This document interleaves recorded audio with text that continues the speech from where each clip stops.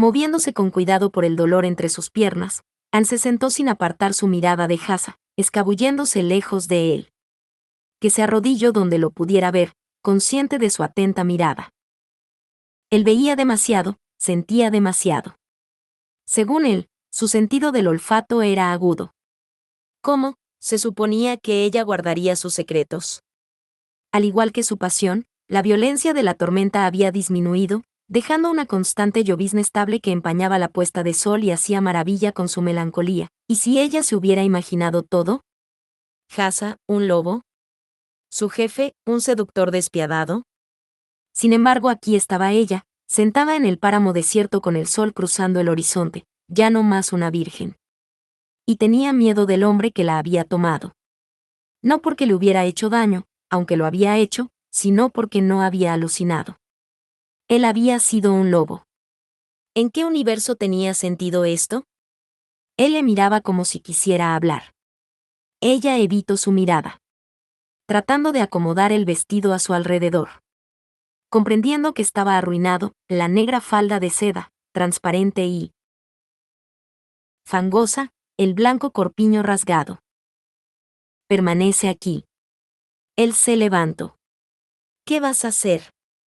Ya regreso, dijo. Ella se dio cuenta que no respondió a su pregunta. Ni siquiera hizo un simbólico intento de hacerlo. Prométeme que te quedarás aquí, insistió. Si él no había respondido a su pregunta, ella no tenía que prometerle nada. ¿Qué más voy a hacer? ¿Huir? Ya has demostrado que eso no funciona. Promételo, repitió. Sin las palabras, no confiaría en ella. Sí, él sabía demasiado. ¿Qué te hace pensar que mantendré la promesa? Se rió en silencio y se inclinó hasta examinar sus ojos. Has trabajado para mí como mi asistente por cuántos años, Andra 3. Tú crees que no te conozco en absoluto, todo su desafío se derrumbó. Lo prometo. No estés malhumorada. La besó ligeramente, y después desapareció dentro del bosque, y ni siquiera una rama se movió para demostrar por dónde se había ido. No importaba cuánto temblaran sus piernas con el deseo de levantarse y huir, no lo haría. No quería incitarlo otra vez. La última vez la había perseguido solo para atraparla y violarla. La próxima vez, él podría matarla. Ella no podía creer siquiera que el pensamiento se cruzara por su mente, mucho menos que le estuviera prestando la debida consideración. Pero una chica. Tenía que ser sensible, especialmente cuando dormía con un lobo. Tenía las señales para demostrarlo. Sus pies heridos, en algún lugar en su carrera por el bosque, se golpeó cada uno de los dedos de sus pies. Sus piernas doloridas, recordaba vagamente habérselas rasguñado con una rama ahí fuera. Sus manos, miró hacia abajo a las marcas, en la pálida piel. El azulejo pintado había raspado sus dedos y palma. Había golpeado a Hasa con el azulejo. Y este se había volado de su mano. Demasiado cariñosamente recordó todo de los serenos y oscuros ojos de la Madonna, el halo dorado, la túnica rojo cereza. ¿Dónde había ido a parar la pintura? Ella estudió la pequeña ensenada, y oculto entre dos rocas, profundamente dentro de una grieta, descubrió un destello blanco en un montón marrón crujiente de hojas del otoño pasado. Limpió los escombros, liberando a la señora de su escondrijo.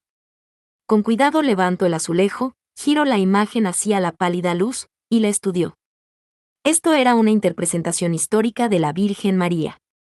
En la pequeña viñeta, la Virgen se había rodeado con su familia, y esto hablaba de los íntimos deseos de Anne.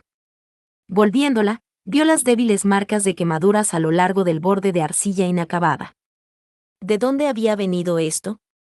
¿Cuántos años tenía? ¿Cómo había llegado hasta aquí, ahora, a ella? Anne, Hasa llamó desde la roca a través del camino, una advertencia de que había vuelto. Anne escondió la pintura en las hojas a su lado, y lo miró aparecer en su pequeño claro. Surgió respetablemente vestido con vaqueros, camisa y zapatos de deporte. La indignación hirvió dentro de ella. Después de lo que había pasado entre ellos, no habría pensado que podía ser avergonzada nada. Pero lo estaba, y se estremeció cuando pensó en cuán extraña se vería, fango en su pelo, sobre su cara, moretones y costras por todos lados. Y esto para su primera experiencia en el amor. Si a lo que había pasado entre ellos se podría llamar amor. El término parecía trillado para algo tan cósmico. Dios sabía que esto había sacudido su mundo. ¿De dónde sacaste esa ropa?, exigió ella. En caso de emergencia, tengo alijos alrededor, en los bosques. Él sacudió un botón en la manga larga de una camisa de hombre. ¿Emergencia? ¿Cómo cuando persigues a mujeres por el bosque para violarlas? ¿Qué cosa tan tonta había dicho? Tenía que recordar, él era un lobo. El problema era que él se veía tan jasa. Solo una vez he perseguido a una mujer para violarla. Él le puso la camisa alrededor de los hombros. Esto es algo fuera de mí, pero yo, ¿tú qué? No podía detenerse ahora. Hasa metió sus brazos en la camisa, después sostuvo las dos solapas y la miró fijamente. A sus pechos, sus muslos, a la unión entre sus muslos. Algún día, voy a decirte. Su expresión la hizo arrebatar la camisa de sus manos y, con movimientos enérgicos, se la abotonó ella misma. ¿Qué era mejor, responder a su mirada hambrienta con una renovada hambre propia, y llegar por él, o no? Por supuesto que era. Él lo había admitido a sí mismo. La había violado y cualquier moderna doncella que se respete a sí misma se conseguiría una comisaría para presentar cargos. Pero se alegraba de haberse librado de su virginidad. Había venido aquí con ese exacto propósito. Solo quería que fuera lo que había pensado que era antes. El hombre perfecto. Y un hombre completamente humano, también. Le echó una mirada furtiva. Se arrodilló sobre sus talones, sus manos colgando de sus rodillas, y la miró con diversión. Deberías haberme dejado abotonarte. ¿Por qué? Porque te abotonaste mal. Exasperada, comenzó de nuevo. ¿Te sientes mejor? Estoy un poco menos, dudó. Adolorida, muerta de miedo. ¿Pero estaba bien? ¿Que ella aceptara lo imposible?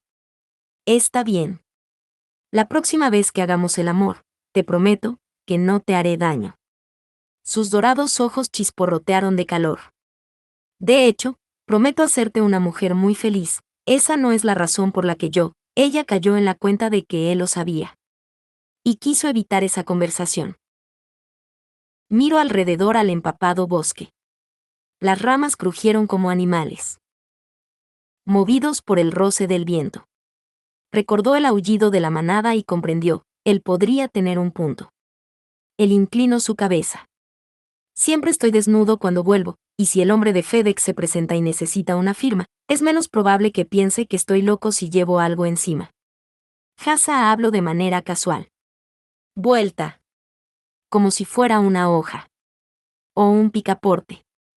Y la miró fijamente, desafiándola a aceptarlo sin duda. Ella sacudió las mangas largas que colgaban de sus manos, tomó uno de los puños y lo dobló. Cualquier cosa era mejor que el encuentro de sus ojos. Desde luego, esto es Washington. Hay nudistas por todos lados, por lo que probablemente el hombre de FedEx simplemente me sermonearía sobre los peligros de las quemaduras solares. Hasa tomó la tarea que hacía ella, desenrollando cuidadosamente lo que había hecho y enrollándolo de nuevo. Yo puedo hacerlo. Porque ella no sabía cómo olía mientras trabajaba y ella no hacía nada. Pero él dejó sus manos de lado. Pienso que nunca has dejado que nadie te ayude en nada. ¿Qué quieres decir? Se sentía un poco hostil. Cuando eras niña, ¿hubo algún momento en que alguien te ayudó a vestirte? No. ¿Por qué, guión? No entendía su punto. Haces todo con una eficacia espantosa, y siempre me pregunto, ¿acaso nunca fuiste niña, guión? Ella sufrió una combinación extraña de daño, porque él pareció criticarla, y sorpresa, porque nunca pensó que él lo notaría. Mi eficiencia es la razón de que sea tu asistente administrativa. Uno de los motivos. Por lo tanto, termino con los puños y ajusto su cuello. ¿Fuiste niña alguna vez, guión? Pensé que hacías una pregunta retórica. Estoy fascinado de que no quieras contestar. ¿Quién te enseñó a ser tan autosuficiente, Anne Smith? ¿Estaba lamentando lo que había hecho antes? Trataba de hacer conversación, de compensar antes de decirle que toda la experiencia había sido a partes iguales rabia y locura. Las monjas. Fuiste a una escuela católica, sí. Era verdad, una parte de lo que pasó. Sus ojos escépticos. Tembló. Recordó cómo a menudo lo había visto mirar hacia un empleado o rival de negocios y sabía que la persona retenía información. Ella siempre estaba contenta e impresionada, pensando que mostraba una perspicacia casi sobrenatural en lo referente al comportamiento humano. Bueno. Sí. Déjame ver tus pies. Primero le levantó uno, después el otro, y gruñó. Tenemos que llevarte de vuelta y ponerte antiséptico sobre estos cortes. Son dolorosos, están demasiado fríos para doler. Él rozó los dedos de sus pies. Son cubitos de hielo. Siempre lo son. Necesitas que alguien te lleve. Deslizó sus brazos detrás de su espalda y bajo sus rodillas. La sostuvo contra él y se puso de pie. Puedes ponerlos en mi espalda en la cama. Ponerlos en tu espalda, se agarró a sus hombros. Estaba caliente. Muy caliente. Los dedos de tus pies están helados. Como si la perspectiva le encantara, él se rió por lo bajo. Tenía la intención de dormir con ella. Entonces no vas a comerme, soltó. Él comenzó a andar. De vez en cuando. Quiso ocultar su cabeza. Ella no estaba hecha para ser usada por esta clase de contacto carne a carne, o burlas sexuales. O al alivio de saber que Hassa siempre mantenía su palabra, y ella tenía algo más a lo que aspirar. Ser comida por un lobo que lo hacía realmente bien con la lengua. No me puedes llevar todo el camino de regreso a la casa. No era ningún peso pluma, puro músculo y trasero. Él no se detuvo. Es solo media milla.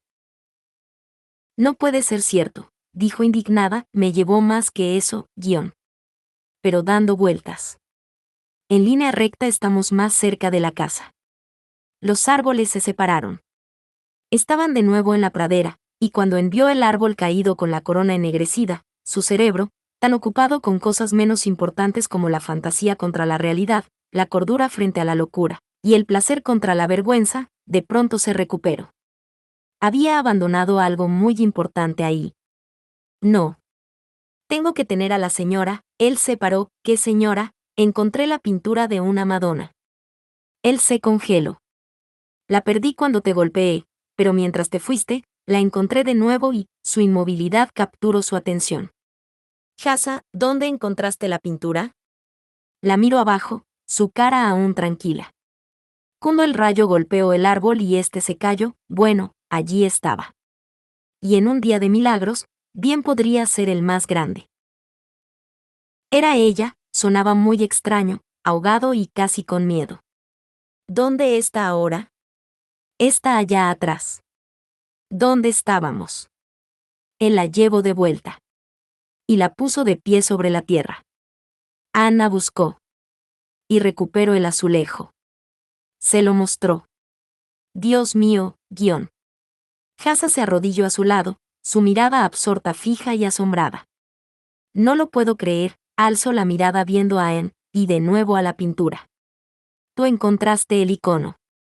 ¿Sabes acerca de esto? Imposible. Sin embargo, le había llamado icono, y ahora que él lo decía, reconoció él. Método estilizado de la pintura, el empleo de vivos colores, la tiesa postura de la Virgen. Esto era ruso, y sin duda, supo que era de la familia de Hassa. Es tuyo, Él soltó una corta risa incrédula. Es una forma de decir. Con cuidado tocó el frente, alisando su palma a través del rostro de la Madonna, y para su horror, su piel chisporroteó en un rebelde rizo de humo, de carne quemada.